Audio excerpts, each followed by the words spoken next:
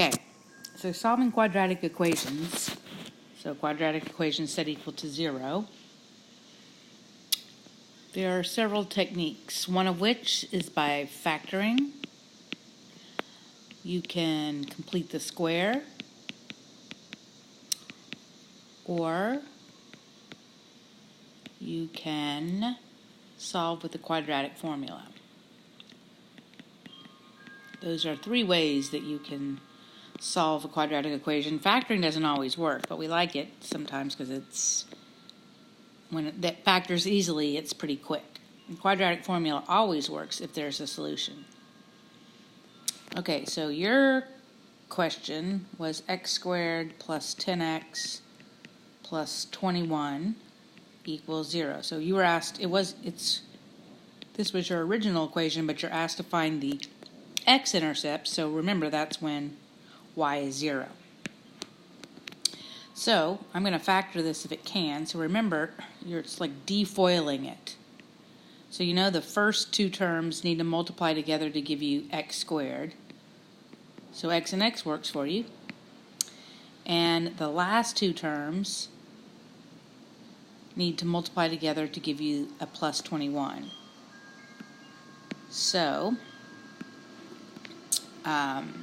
those could be either positives or negatives, but since this is a positive, so you come over here and you look at the factors of 21. 1 and 21, 3 and 7, and you look to see if any of them at also -1 and -21, -3 and -7. So if you add these, because that's what those middle terms do, you look to see if any of them add together to give you the middle term, which is plus 10x. So these are the values that go in here. They're both positive. That's a lot of writing right here. So remember, if you were to FOIL that, it'd be the first terms, x squared, the outside, let's do that again. So first terms, x squared. Outside terms, so x and 7 plus 7x. Inside terms plus 3x. Last terms plus 21.